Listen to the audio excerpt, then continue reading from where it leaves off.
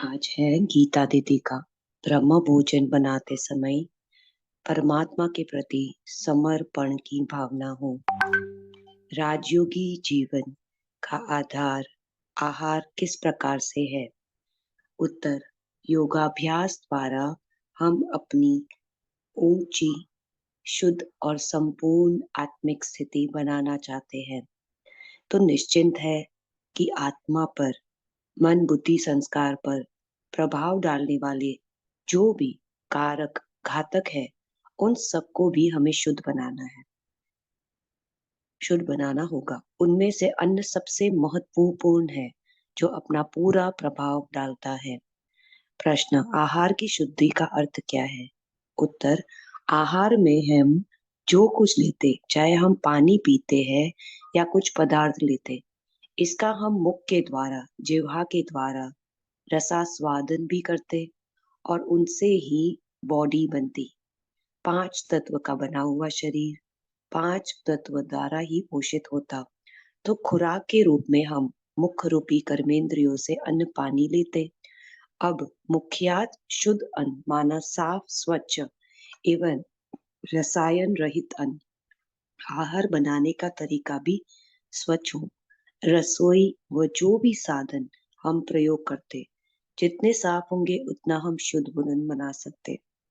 इनमें सबसे महत्वपूर्ण है भोजन बनाते समय बनाने वाले की मनोस्थिति, उसके विचार, वाइब्रेशन, क्योंकि वे भी अन्न पर प्रभाव डालते। फिर सात्विक एवं शाकाहारी भोजन हो, क्योंकि मांसाहार हिस्सा है।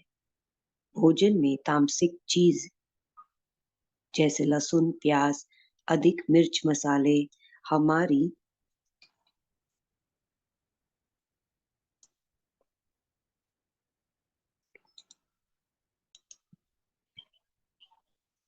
बाबा कहते हैं जो परमा उनका यह यज्ञ है।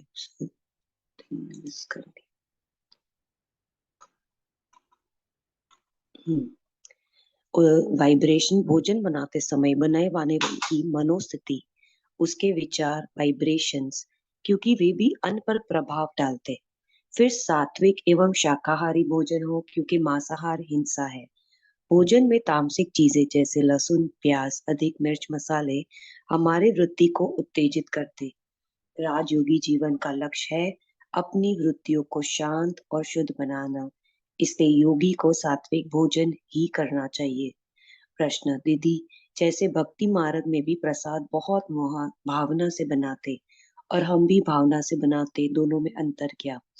उत्तर, भक्ति में भावना है, भगवान के लिए प्यार है, श्रद्धा है, परंतु सच्ची समझ नहीं है कि भगवान कौन, हमारा भगवान, ये क्या संबंध है।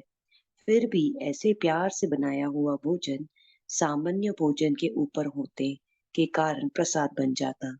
हम ज्ञानी और योगी आत्माएं जो भोजन बनाते हैं, वह सिर्फ भावना से नहीं, अपितु यथार्थ आत्मिक स्मृति से बनाते हैं। क्योंकि सत्य ज्ञान हमारे आसपास है कि परमात्मा कौन और उनके यह यज्ञ है, उस निश्चय, समझ और प्यार से बनाते तो बहुत अंतर है। दीदी, विदेशी भाई बहनों को भोजन के बारे में क्या सिखाया जाता? उत्तर, डबल विदेशियों को सिखाते रोटी खिचड़ी सब्जी और भोग की मिठाइयाँ आदि कैसे बनानी, अर्थात यज्ञ का भोजन कैसे बनाना। यज्ञ के धन साधन से जो भी मसाले आदि चीजें हमने खरीदी है, वे वेस्ट नहीं होनी चाहिए। दूसरा, यह भी सिखाते कि भंडारा कैसे साफ रखना चाहिए, अनाज आदि कैसे संभालने चाहिए। भोजन बनाते समय साइलेंस और परमात्मा की याद हो, खुशी और परमात्मा के प्रति समर्पण की भावना हो। भगवान दाता है, हम पहले उनको अर्पण कर दे। भोजन खाते समय भी कैसे हमें परमात्मा को समर्पित करना है, यह भी दिखाते हैं। प्रश्न, दीदी, शुद्ध अन्न का और अन्न का, धन और अन्न का क्या संबंध है? उत्तर, अन्न हम धन से ही खरीदते। गलत तरीके से कमाया हुआ धन होगा तो उसका अदृश्य प्रभाव तो पड़ता ही है। हमारे कमाने के तरीके और साधन अगर शुद्ध नहीं, तो हम आत्मा शुद्धि नहीं हो सकती। इसलिए दूसरे का हड़पना, अनाधिकृत रूप से चीजें प्राप्त कर लेना, किसी को दुख दे के खींच लेना यह नहीं होना चाहिए। बाबा हमेशा कहते खींच लिया तो खून बराबर, सहज मिला तो दूध बराबर। इसलिए धन का भी प्रभाव पड़ता। राजयोग केवल क्रिया नहीं है, ज्ञान युक्त अभ्यास है। राजयोग का ज्ञान यह भी सिखाता कि धन कमाना है तो कैसे कमाना, मेहनत करके कमाते हैं तो वेस्ट भी नहीं करेंगे। सुविधाएं घर में बनाते हैं तो यह भी सात्विकता सदा बुद्धि में रहती है कि आवश्यकता के लिए हम प्रयास करें, इच्छाओं के पीछे भागे नहीं। प्रश्न, दीदी जिनकी धारणाएं पक्की है वे जिस धन की सेवा करते उनसे ही भोज्य पदार्थ खरीद दे जाते हैं, बाकी धन और चीजें में लगाते। क्या यह सही है? उत्तर, यज्ञ सेवा में तो अनेक प्रकार के धन का उपयोग होता। सब कुछ सिर्फ खाने पीने में नहीं लगता। चित्र भी बनते, साहित्य भी दिया जाता, प्रोग्राम का आयोजन होता, तो अनेक खर्चे होते। यह बहुत अच्छी धारणा है कि ईश्वरीय श्रीमत पर चलने वाले राजयोगी भाई बहन स्व इच्छा से जो सहयोग करते उससे ही खाने पीने में खर्च किया जाता। प्रश्न, दीदी बाबा ने मुरली में कहा भोग लगाते हैं तब वहां नहीं पहुंचते, इधर ही आत्मा रहती, इसका क्या अर्थ है? उत्तर, दिव्य दृष्टि वाले ध्यान में जाते, बाबा को भोग स्वीकार कराते। ऐसा नहीं कि आत्मा यहाँ से निकलकर कोई सूक्ष्म वतन में बाबा के पास पहुंच गई, वहां अपने सूक्ष्म शरीर से बाबा को भोग अर्पण करते। इसीलिए बाबा ने कहा यहाँ से कोई गुम नहीं होते, आत्मा निकल कर नहीं जाती। हमारी चैतन्यता यहाँ रहते भी वहां फोकस हो सकती है। प्रश्न, क्या भोग देवता भी स्वीकार करते? उत्तर, देवता वास्तव में पूर्व योगी ही है, क्योंकि संगम युग में योगी बनकर पुरुषार्थ करके फिर देवताई पद पाया। तो हर योगी को अपना संपूर्ण स्वरूप देवताई स्वरूप है। संदेश ही को इमर्ज होता कि वो भोग स्वीकार करते हैं। ये भी बाबा ने कहा कि 75% धारणा वाली आत्मा ब्रह्म भोजन या भोग बनावे तो सिर्फ उसकी वासना बाबा स्वीकार करता। बाबा ने धारणा को महत्व दिया है। हम जितना भगवान की श्रीमत पर चलते, नियम मर्यादाओं पर चलते, प्रैक्टिकल टेस्ट ट्री बनकर जीते हैं, फिर हम ऑफर करते तो बाबा हमारी भावना स्वीकार करते। प्रश्न, दीदी भोजन बनाते समय किस प्रकार की हमारी वृत्ति होनी चाहिए? उत्तर, स्वाद की दृष्टि से नहीं बनाना। जिनके लिए बनाते उनमें हमारी बुद्धि ज्यादा नहीं जानी चाहिए। पता तो है ही आज मेहमान आने वाले, कई बार कई चीजें बहुत अच्छी लगती तो स्वाद वृत्ति से बनाते, इससे भोग लगाने से पहले ही हमारी ही वृत्ति उसमें चली जाती। तो ऐसा ना हो, उसके लिए जरूरी है कि उस समय परमात्मा की याद हो, उनका ही भंडारा है, शिव बाबा का भंडारा है। हम तो निमित्त बनकर चल रहे हैं, उनके ही बच्चों के लिए हम ब्रह्म भोजन तैयार कर रहे हैं। अगर हम बाबा की याद में, ज्ञान के चिंतन में, शुभ भावना से, खुशी से भोजन बनाते तो इसका परिणाम बहुत अच्छा आता। इस प्रकार सात्विक भोजन भोग या प्रसाद बन जाता। प्रश्न, दीदी बाबा ने स्वीकार किया वह कैसे अनुभव होगा? उत्तर, घर में भी मान लीजिए बड़े हैं, विवेक कहता कि हम बड़ों को पहले ऑफर करना चाहिए, खाना है नहीं खाना ये उनका अपना अटेंशन, पर हम ऑफर तो करेंगे ना। जिन बड़ों से के त्याग तब से आज यज्ञ चल रहा, तो हमारा फर्ज है कि हम ऑफर करें। फिर भले हम हेल्थ का ध्यान दिलाए, थोड़ा सा खाए, तो जब वे हमारा तरीका देखते, अपने प्रति भावना देखते, तो दिल से उनका आशीर्वाद निकलता। देखते हैं ना, दादियाँ कितना खाती है, पर उनके दिल से यही निकलता कि ये कितना रिकॉर्ड हमारा रख रही है, तो दिल की दुआ मिलती। इस प्रकार पहले हम बाबा को ऑफर करते तो हमें अपने आप से संतुष्टता, खुशी, आनंद अनुभव होता। हमारी अपनी भी एक ट्रस्टी की स्टेज रहेगी। प्रश्न, दीदी आप मनोहर दीदी के साथ काफी समय रहे तो दादी ने किस प्रकार भोजन के प्रति समझाया? उत्तर, दादी ने मुझे भोजन के बारे में दो चीजें सिखाई। दादियों को कभी हमने नहीं खाया कि वो कहे कि अभी मुझे नहीं खाना, आज लंच नहीं करना, आज ब्रेकफास्ट नहीं करना, डिनर में भी ऐसा कभी नहीं। उनके मुख से ये नहीं सुना।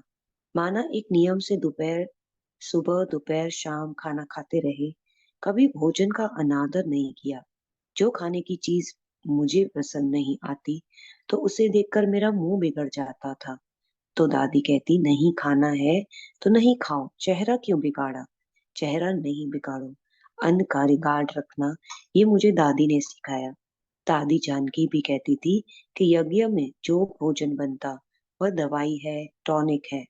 आप नियम से खाओ, सीमा में खाओ, बाकी याद में खाओ, साइलेंस में खाओ। तो यज्ञ से जो भी मिला वही अमृत है, और उसी से हमारा स्वास्थ्य भी ठीक रहता। अब है कैलाश दीदी एकदम साइलेंस में ब्रह्म भोजन बनाए। प्रश्न, दीदी आप बाबा से कब मिले, कैसे ज्ञान में आए, कब समर्पित हुए। उत्तर, मैं हिमाचल प्रदेश की हूँ। हिमाचल में ही हमारे माताजी और पिताजी सन 1958 में ज्ञान में चले। उनके साथ मैं भी ज्ञान लेने जाती थी। तब मेरी उम्र 11 साल की थी। सबसे पहले घर से आबू में बाबा से मिलने मैं सन 1960 में गई। वहां मम्मा बाबा को देखकर मुझे बहुत आंसू आ रहे थे। बड़ी दीदी ने बाबा से पूछा, यह बहन आपको देखकर क्यों रो रही है। तो बाबा ने कहा, यह बच्ची पहले बाबा के यज्ञ में ही थी, यज्ञ में ही मम्मा की गोद में। बाबा की दृष्टि लेते लेते बच्ची ने शरीर छोड़ा था। अब बहुत समय के बाद बाबा मम्मा से पुनः मिलने के कारण दुख के नहीं, हर्ष के आंसू आ रहे। साकार ब्रह्मा बाबा मुझे कैलाश पहाड़ी बोलते थे। ज्ञान लेने के बाद 2 महीने मैं घर पर रही। उसके बाद सेंटर में रहने लगी। दूसरी बार जब जलंधर से बाबा से मिलने आई, तब हमारी निमित दीदी ने बाबा को कहा, बाबा कैलाश बहन ट्रांस में जाती है। तब बाबा ने मुझे वतन में भेजा। इसके लिए बाबा ने कहा, बच्ची कल 10:30 बजे बाबा को मिलने आना झोपड़ी में। मुझे घड़ी देखनी नहीं आती, मैं दीदी के पास बैठी। जब 10:15 बजे दीदी ने बोला, अरे कैलाश, आप जाओ सब बहनों के कपड़े धुलाई कर दो। शांति स्तंभ के लेफ्ट साइड में नल है, वहां फटाफट धो रही थी। इतने में बाबा, संतरी दीदी, संदेशी, लच्छू, ईशु आदि सब चक्कर लगाते हुए वहां आ गए। तो बाबा ने लच्छू देव को बाबा बोला, बाबा कैलाश कपड़े धो रही। बाबा ने कहा, बच्ची बोलना नहीं, चुपचाप चलो बच्ची के पास। फिर बाबा हमारे पास आए और हमारी दोनों आंखें बंद कर दी बाबा ने। मेरे को जल्दी बाबा के पास जाने का था। मैंने बाप बोला कि राज दीदी, कृष्णा दीदी, आशा दीदी, ऐसे सभी बहनों ने नाम लिए, परंतु बाबा ने हाथ नहीं हटाए। मैं बहुत परेशान होकर बोली कि आखिर है कौन बाबा। तो बाबा ने हाथ हटाए। बाबा बहुत मुस्कुराए और बोले, बच्ची, सभी देहधारियों को याद करने के बाद लास्ट में बाबा याद आए। फिर बाबा ने मेरे हाथ धुलाई किए, अपने रुमाल से पोंछे, फिर हाथ पकड़ कर ले चले। लच्छू दीदी को बोला, बच्ची ये नल बंद कर दो। सामान यहाँ का वहां ही पड़ा रहा। जब चंद्रहास दादा के ऑफिस के पास पहुंचे तो बाबा ने पूछा कि बच्ची कपड़े धोते धोते क्या सोच रही थी। हमने बोला, बाबा मैं सोच रही थी कि मैं फटाफट कपड़े धुलाई करके 10:30 बजे आपके पास जाऊं। बाबा मुस्कुराए और बोले, बच्ची 10:30 के आगे 11:30 11:45 होने जा रहे। मैंने कहा, बाबा मैं 10:30 बजे पहुंच ही जाने वाली थी। बाबा हंसते हुए बोले, बच्ची पहले 10:30 बजे फिर 11:30। मेरे को यह भी पता नहीं था, क्योंकि मुझे घड़ी देखनी नहीं आती, मैंने कभी स्कूल में पढ़ाई नहीं की। फिर बाबा ने अपनी झोपड़ी में ले जाके बैठाया। फिर बोले, बच्ची जाओ बाबा के पास, आपकी टीचर कल कह रही थी कि आप ध्यान में जाती हैं। बाबा के पास जाकर के बाबा को खूब खूब याद देना और देख कर आना कि मेरे में और जिस बाबा को तुम ध्यान में दिखती हो उनमें क्या अंतर है। फिर बाबा ने दृष्टि दी, ऊपर भेज दिया। जब वापस आई तब बाबा ने पूछा कि बाबा को देखा। मैंने कहा, जी। बाबा को देख याद दी थी बाबा। बच्ची, जी बाबा कैसे थे बाबा। तब बाबा को बोला, बाबा ऊपर वाले बाबा बहुत अच्छे थे। बाबा ने पूछा कि बच्ची, मैंने बाबा को कहा कि आप इतने अच्छे नहीं हैं जितने अच्छे ऊपर वाले हैं। बड़ी दादी दीदी ने बोला, अरे मुट्ठी चुप, क्या बोलती हो। फिर बाबा ने दीदी को रोका और कहा, नहीं, इसने जो देखा है वो बोलने दो। बाबा के पास बहुत सारी संदेशियां बची है जिनके द्वारा बाबा पूछवा सकता। बाबा को खास देखना है कि इस बच्ची का क्या पार्ट है। फिर बाबा ने बोला, अच्छा बच्ची, ऊपर वाले बाबा बहुत अच्छे हैं। हमने कहा, जी बाबा। बच्चे, ऊपर वाले ने पैंट शर्ट पहने थे? कह रहे ना। तो बाबा ने कैसे कपड़े पहने? मैंने बोला, बाबा कपड़े तो आपके ही जैसे थे। ऊपर वाले बाबा के चारों और लाइट लाइट निकल रही थी, आपसे नहीं निकल रही। बाबा ने बोला, बच्ची बाबा बताए कि बाबा से क्यों लाइट नहीं निकल रही थी। फिर बाबा ने बोला कि बच्ची, कोई भी स्टूडेंट पढ़ता है तो उसका कोई ना कोई लक्ष्य होता, डॉक्टर बनना, इंजीनियर बनना, वकील बनना, आदि आदि। जैसा लक्ष्य रखते हैं वैसे ही वह प्रयत्न करता। बाबा भी पुरुषार्थी है। बाबा को जो तुम ऊपर देखकर आई हो, प्रकाश प्रकाश वाला, वह बाबा की संपूर्ण स्टेज है। बाबा को कहाँ तक पुरुषार्थ अभी और करना है, यह संदेशी बच्चियों द्वारा पता करता है और जानना चाहता कि बाबा कहाँ है और कहाँ तक पहुंचना है। इसलिए बच्ची तुमको भेजा था। मेरा इतना अच्छा पाठ है तो बच्ची पंजाब में क्यों रहती हो? मैंने कहा, मैंने बाबा को पूछा, बाबा कहाँ रहूं? बाबा ने बोला, बच्ची यहाँ रहेंगे वहां रहोगी, जहाँ रखेंगे वहां रहोगी। जी बाबा। फिर बाबा ने जयपुर भेजा।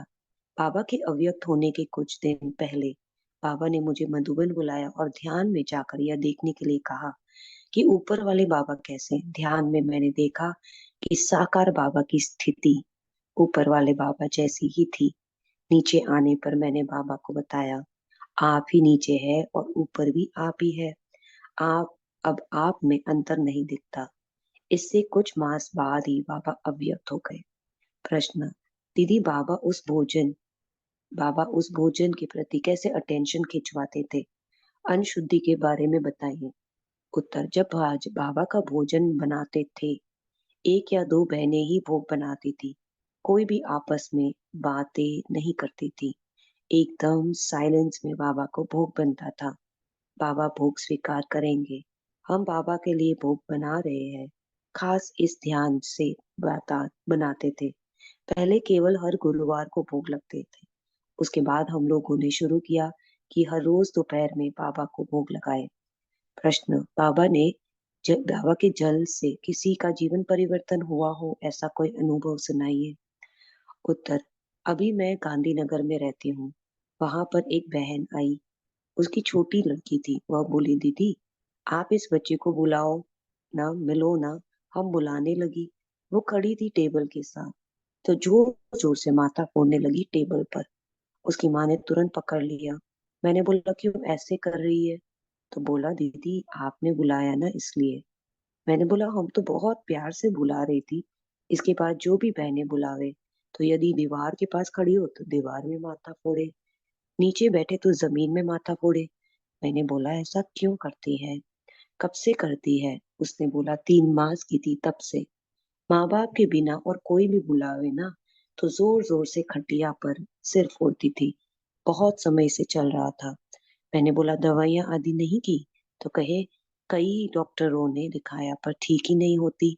उस दिन गुरुवार था, हमने उसको अमृत नहीं दिया, बाकी सबको दिया। हमारे सेंटर की एक बहन ने कहा, दीदी इसको भी पिलाओ। मैंने कहा, नहीं, ओम शांति के नाम से सर फोड़ डालती, खून निकलेगा, इसको नहीं देना। हमने बाबा का जल ले जाने के लिए दिया और उसकी माँ को हर रोज आधा चम्मच सुबह शाम पिलाती रही। दूसरे गुरुवार को उसे फिर लेकर आई। जब लाई तो बोला, दीदी बच्ची को बुलाओ। मैंने कहा, ऐसी बच्ची को नहीं बुलाना। तो बोली, दीदी बुलाओ तो सही। जब बुलाया तो वह हंसने लगी।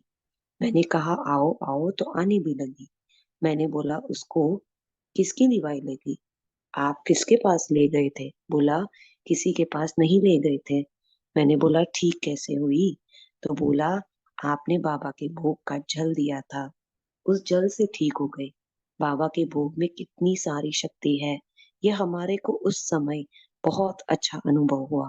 बाबा के भोग से के जल से इतना बड़ा परिवर्तन हो गया उस बच्ची का। प्रश्न, पहले आप ट्रांस में वतन में जाके भोग लगाते थे, अभी ऐसे ही बाबा को भोग वतन में लगाते हो, दोनों में क्या अंतर अनुभव होता? उत्तर, रात दिन का फर्क। उस समय तो बाबा खा रहे हैं, बाबा बात कर रहा है, बाबा कुछ डायरेक्शन दे रहा, स्पष्ट पता चलता था। कोई भी चीज गुम हो गई, कोई भी डायरेक्शन देना तो होना होता, पहले हम बाबा से पूछ लेते। बाबा स्पष्ट बोल भी देते थे। अब क्या है कि बाबा बोलता है, बच्चे अपने पाँव पर खड़े हो जाओ, योग करो, योग द्वारा जानो। लेकिन इसमें और उसमें बहुत फर्क है। प्रश्न। दीदी, बाबा बोलते हैं कि ट्रांस में जाना कोई पुरुषार्थ नहीं, जैसे योग से ताकत मिलती वह ट्रांस में जाने से नहीं। उत्तर। लेकिन ट्रांस में जाने के लिए भी तो योग चाहिए। हम लोगों को डर भी तो लगता है बाबा के पास जाना। हम लोग बातें भी कम करते थे। समझो हमको गुरुवार को भोग लगाना है, तो बुधवार को बाबा को निमंत्रण देने जाते, तो गुरुवार सुबह को निमंत्रण देने जाते थे। पहले से ही ऐसे संकल्प करते कि हम बाबा के पास जाएंगे, बाबा को भोग लगाएंगे, भोग लेकर के जाएंगे, ये बात करेंगे, ऐसे बात करेंगे।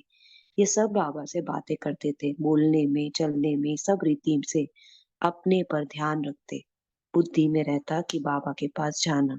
अभी ऐसा नहीं, बैठते हैं भोग लगाने, लेकिन अभी याद में बहुत फर्क होता। प्रश्न। दीदी, अभी जब याद में बैठे तो किस प्रकार का विजन क्रिएट करते हैं? उत्तर। अभी भोग लगाते हैं तो बाबा आपके लिए खाना लेके आए, आप खाना खाइए, हम सब खाना खिलाने के लिए बैठे हुए हैं। बाबा, आप यदि नहीं खाते तो इसमें शक्ति भर करके दो, आप हमारे को अपने हाथों से खिलाओ, ऐसे याद करते। प्रश्न। दीदी, जैसे आपने जल का बताया, ऐसा एक और कोई अनुभव है ब्रह्म भोजन के बारे में, तो वो बताइए।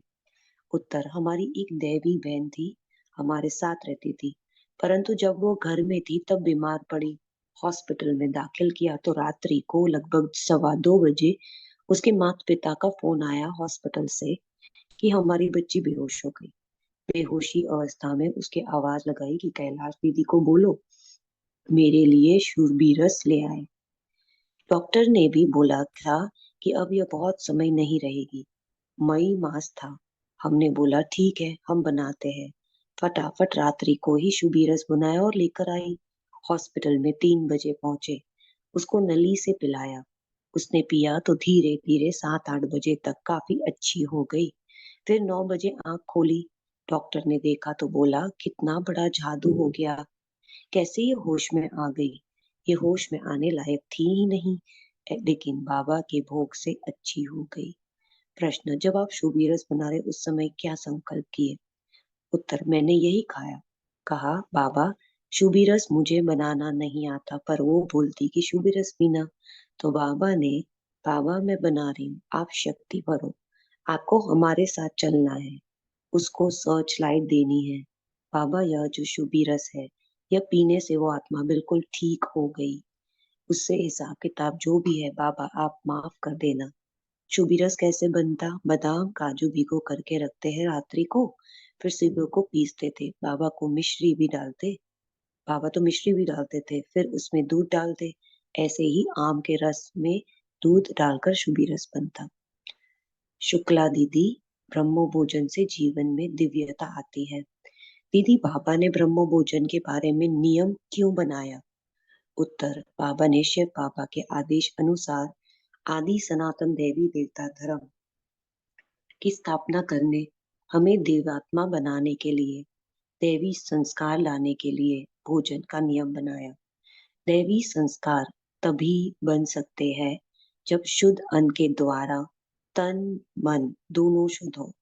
इसके बिना दिव्यता आ नहीं सकती। प्रश्न। भोजन बनाते समय, भोग लगाते समय, खाते समय हम किन किन बातों का ध्यान रखना चाहिए? उत्तर। पहली शुद्धता तो मानसिक शुद्धता चाहिए। जब तक हमारे अंदर जन्म जन्मांतर के विकार है, आसुरी प्रवृत्तियां हैं, तब तक मानसिक शुद्धता नहीं आ सकती।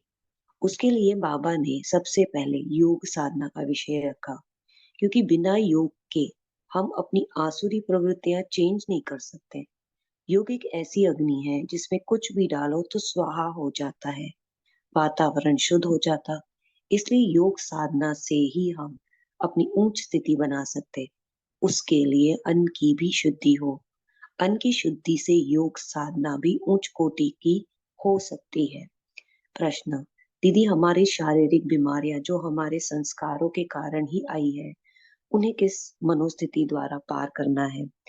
कहा जाता है, कुछ योग से, कुछ कर्म भोग से अपने जीवन को श्रेष्ठ और महान बनाओ। बीमारी को बीमारी न समझ करके हमें यह समझना चाहिए कि यह हमारा हिसाब किताब चुकता करने के लिए आई है। हम बीमारी को बीमारी का रूप समझते और उसकी अधीन होकर संकल्प विकल्प चलाते तो हमारा कर्जा और ही बढ़ने लगता। इसीलिए बाबा हमेशा सिखाया करते थे, बीमारी में कभी हाय हाय नहीं भूलना, यही समझो अपना हिसाब किताब चुकता कर रहा हूँ। आप दादियों को भी देखो, बीमारी होते भी उनकी मनोस्थिति कितनी अच्छी है, अनासक्त होकर सब काम करते। मम्मा की कितनी बड़ी मिसाल, जब हॉस्पिटल में एडमिट हुई थी तो डॉक्टर आते थे तो पूछते थे मरीज कहाँ, तो मम्मा की केयर टेकर ब्राह्मणी थी, डॉक्टर उसी को पेशेंट समझ लेते। बीमारी हम भोगना के रूप में भोग रहे हैं या बीमारी को हिसाब किताब चुकतू करने के रूप से भोग रहे, यह हमारी मनोस्थिति के ऊपर निर्भर करता। बाबा किस प्रकार से अटेंशन खिंचवाते थे ब्रह्म भोजन बनाने के संबंध में। उत्तर, गुरुवार के दिन सारा चूल्हा साफ करके मिट्टी से लेप करके फिर भोग बनाते। भोग बनता, फिर बाबा को भोग स्वीकार होता। उसके बाद हम लोगों को जो चाहिए वो मिल जाता, उसके पहले वो कुछ नहीं मिलता। बाबा भी कभी कभी भोजन बनाने वाला की आकर पूछता, बच्चे स्वादिष्ट भोजन बनाया। यदि योगयुक्त होकर स्नेह युक्त होकर बाबा को भोग लगा, बाबा को पग पग पर अपने सामने रखकर बनाया, तब कहेंगे बाबा का भोजन स्वादिष्ट बनाया। बाबा के होते पंक्तियों में भाई बहनों को बैठाया जाता।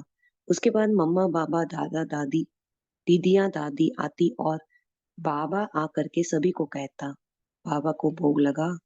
आप सब शिव भोलेनाथ के भंडारे से ब्रह्म भोजन को बड़े प्यार से स्वीकार कीजिए। वातावरण में बहुत शुद्धि होती थी। बाबा कहता था, प्रसन्न मुद्रा में खाना खाओ, इससे शरीर भी निरोगी रहेगा। तो बाबा इन बातों पर बहुत अटेंशन देते थे। शुरू से ही यज्ञ का इतिहास खोलकर आप देखेंगे तो बहुत विधि पूर्वक सब कारोबार चलता था। यज्ञ का थोड़ा सा भोजन खा लेने के बाद ऐसा लगता जैसे आत्मा भरपूर हो गई, अब कुछ नहीं चाहिए। ऐसे ही देखा गया तो चीज आसक्त वृत्ति से बनाई जाती तो उसको खाने के बाद उसका प्रभाव अलग होता, और जो चीज परम पिता परमात्मा की याद में रहकर बनाई जाती उसका प्रभाव अलग होता। इसलिए अन्न के ऊपर बहुत ध्यान देना चाहिए। योगी को जितना उचित है, जितना हजम कर सकते उतना ही भोजन स्वीकार करना चाहिए। यदि हम रात को देर से भोजन खाते और भर पेट भोजन करते तो उससे नींद आती, अमृत वेले इतना श्रेष्ठ नहीं होता। अतः परम पिता परमात्मा को भोग लगाए खाए और समयानुकूल जितना जरूरत है उतना ही खाए। आज हम इतना ही करेंगे, 198 तक हो गया।